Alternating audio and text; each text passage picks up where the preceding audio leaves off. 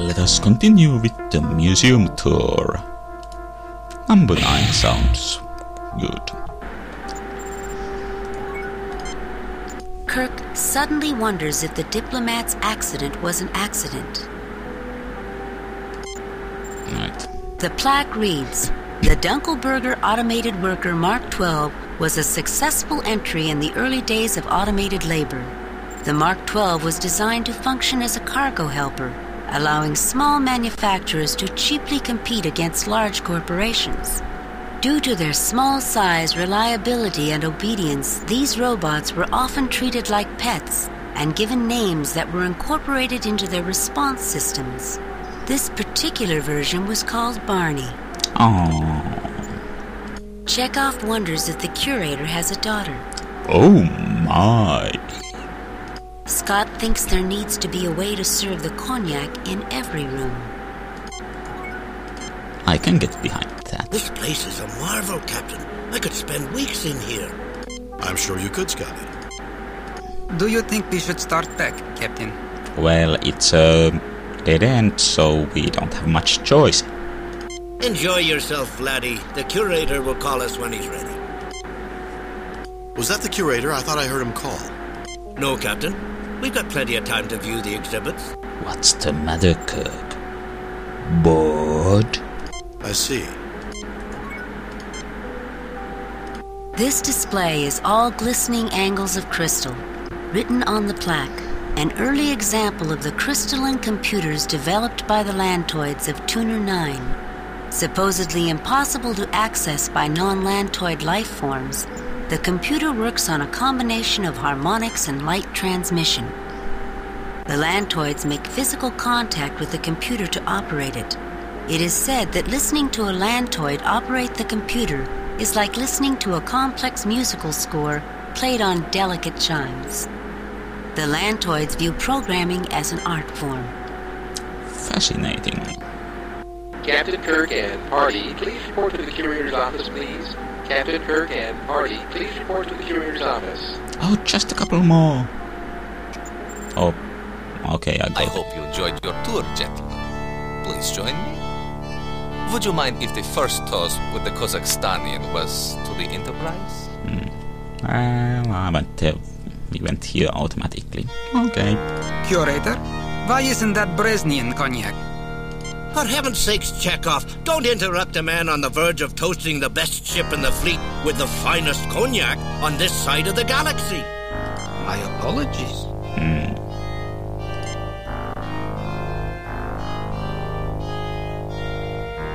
Questions later, then. The toast. Here's to the Starship Enterprise. Am I officially on duty? I don't think I'm supposed to be drinking during that. Hello, what's that? What could this be? Looks like a red alert to me. A conspiracy, if you ask me, Captain. Let me pull this up on screen.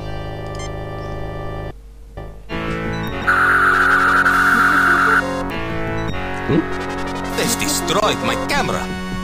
Well, let's see how they deal with our other security systems.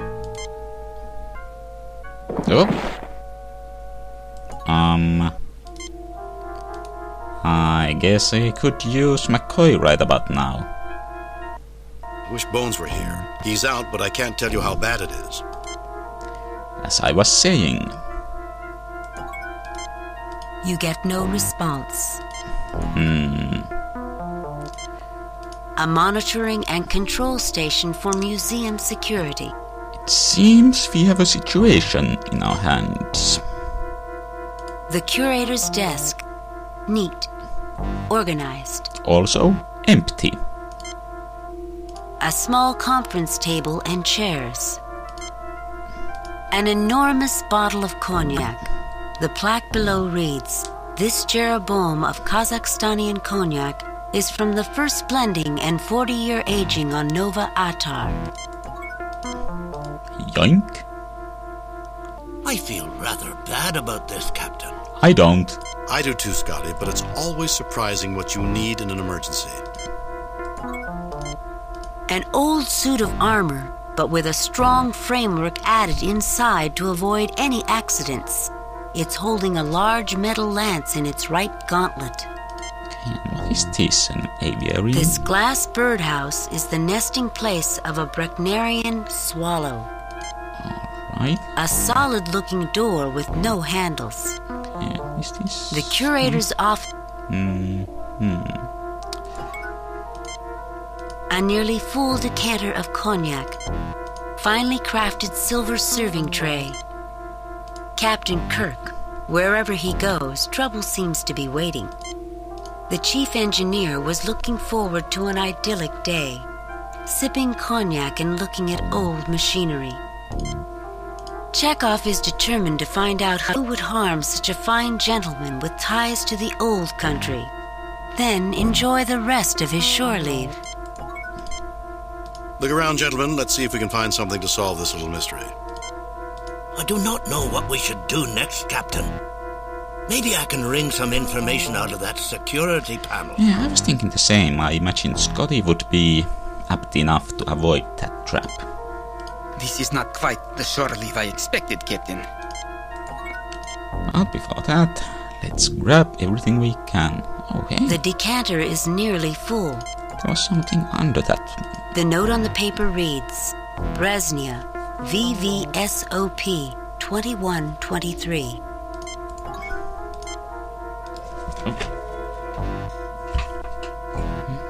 I wonder what this is for. Captain, I don't know what we could possibly use these for. For drinking, of course. VV... This is a very expensive silver tray. Just VVSOP 2123.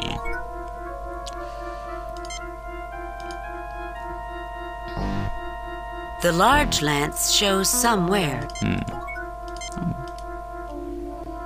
Is there anything we can dig out of the desk? This is helpful.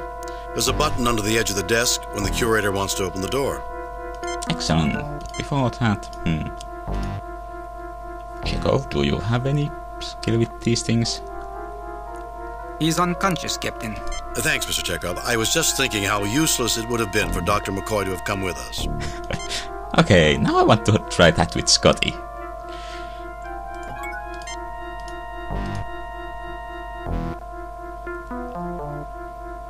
Maybe a wee bit of cognac would help him out. Do you really think that's wise, Mr. Scott? Kinda like the hair of the dog, Captain. Then wouldn't we want to zap him again? Why don't we let Dr. McCoy handle this later? Well,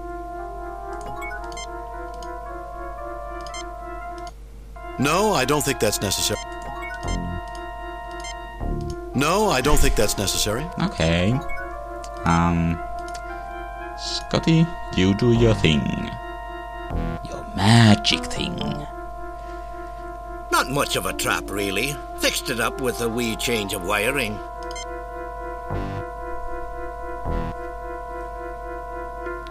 Okay, so what can we do? I wonder if we can get any other information out of the security system. That would be helpful. Scotty again? You would imagine Kirk is capable of some basic computer use. I've checked the system, Captain. Whoever sabotaged it did a fine job. All of the modules of the security system were cut off from each other when the curator tried to trigger the defenses. And I do not think I can repair from here. I wish we had more information. We don't know who they are, what they want, or how long we have to stop them. Okay, so I imagine we can just open the door like this. Security lockdown in effect. Please enter release code. Oh, I guess. Oh, Security lock deactivated. hooray!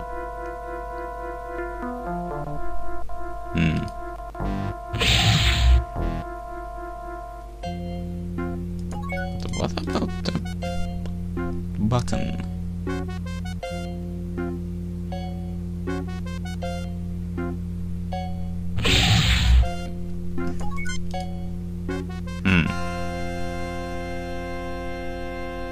pretty much the same thing. Oh.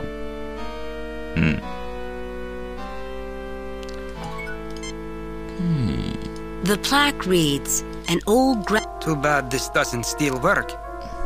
I bet we could scare the terrorists out of their plans. Terrorists? Okay, that's stretching it. Well, Scotty.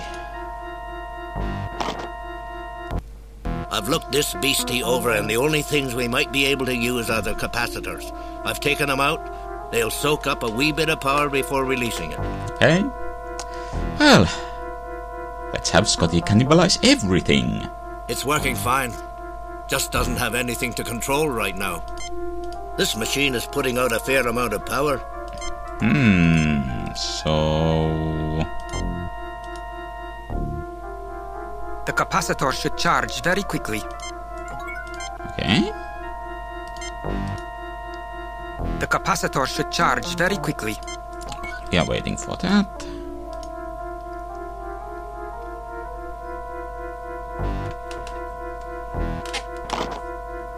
Well, it's not like anyone's likely to be using this monstrosity soon, so I pulled out the only things we might be able to use. It's not much, only some heat-resistant wiring and a cable.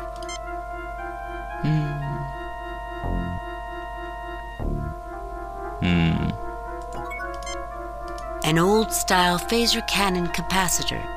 It is currently uncharged. Maybe I have to exit the room and then re-enter. Let's check if there is anything down here. Security lockdown is in effect. Please enter access code. Do I have to repeat this for all doors? Security lock deactivated.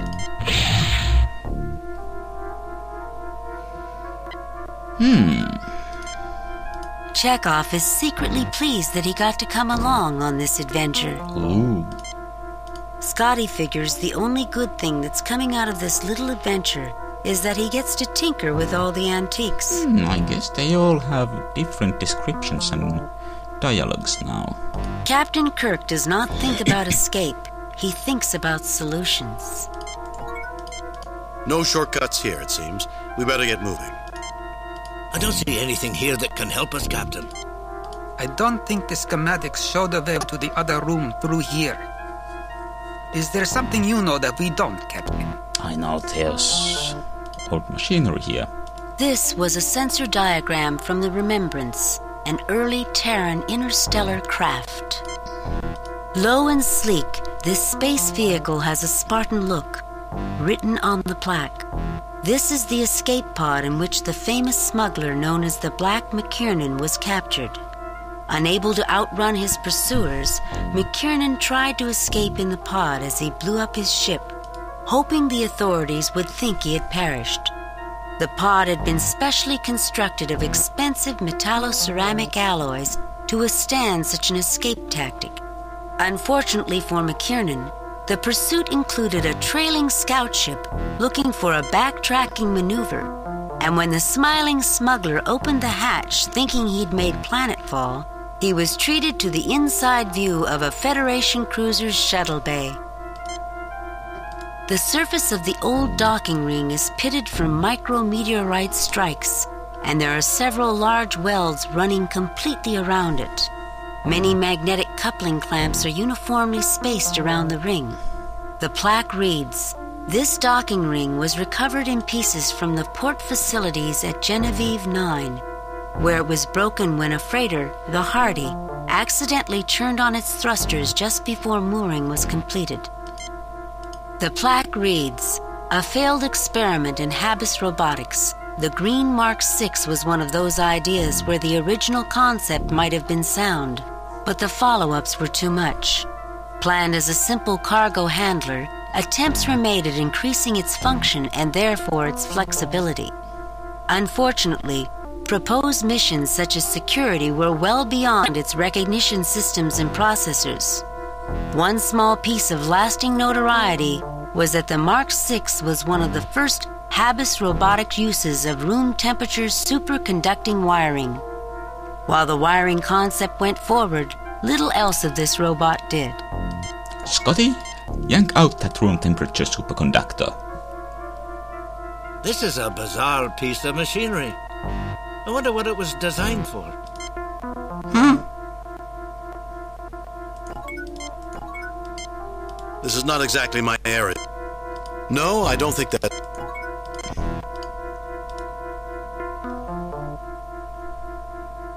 I can't imagine what this machine could be good for.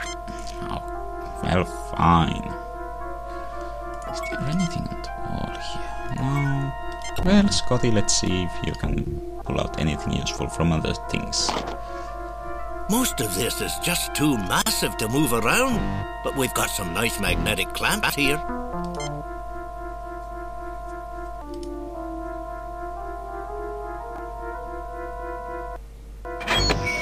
Everything on this pod's too tight. I need the proper tools. I was able to get one loose access panel, but I'm not sure what we can do with it. Well, we don't have anything we could use as tools. Wiring...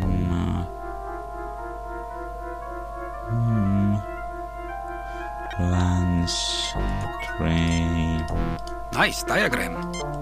I bet you say that to all the ladies. I would love to see the sensors that originally fed data to this diagram, Captain. Right. So... An old-style... This machine is putting... No, I don't think that's necessary. Mr. Scott would know more.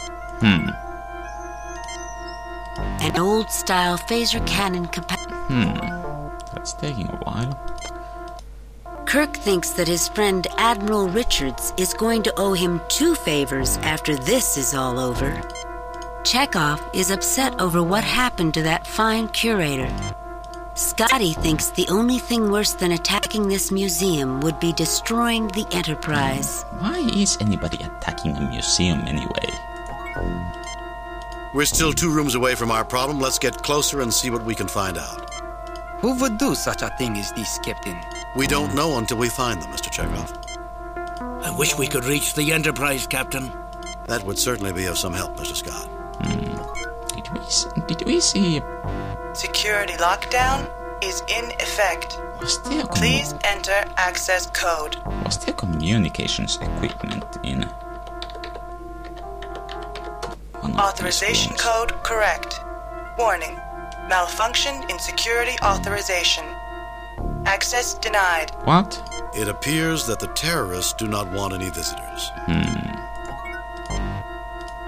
I don't understand what you want me to do, Captain.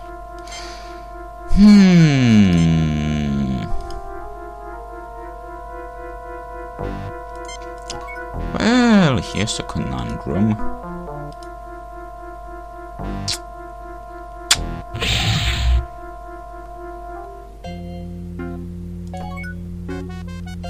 Okay, can we pull anything more out of that? Okay, that's side bit with the red button isn't anything specific.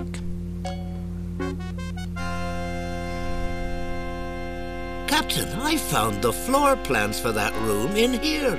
The room used to house a small aquarium. Whoever's in there probably slid the phasers up a drain under an access panel. That's why the security system did not take notice. At least it's too small for them to crawl out. Aye, but it's close to a main drain, which is big enough. With the phasers they've got, I'd say they could tunnel out in about 2 hours. Won't the Enterprise detect the phaser fire? Not with that force field sitting above the museum. And we can't shut that off since the security system modules aren't on speaking terms. Aye, Captain. They've thought of everything. We'll see, Mr. Scott. Okay, anything more?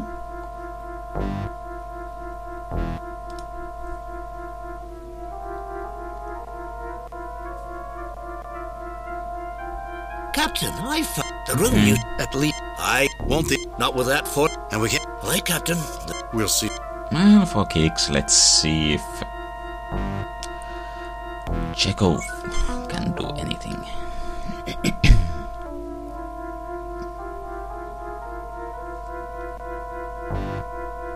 I don't think there's anything else I can find here, Captain. Okay.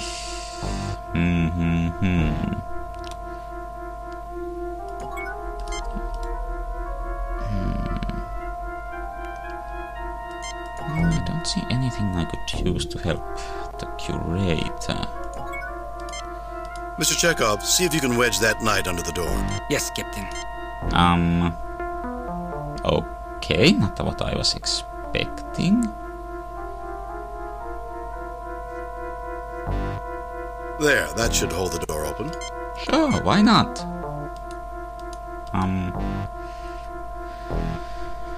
Now. An old style. Okay, is it going to... Chekhov takes the Is it now suddenly charged? An old style. Okay, what can I... The capacitor should charge. Lights cascade continually above the surface of this device. Plaques on each side read, "The Vandecourt Aurora generator was donated to this Well, we'll have to continue with this next time. I'm not sure what I'm supposed to do to get those charged, but hey, at least that's something to try and figure out.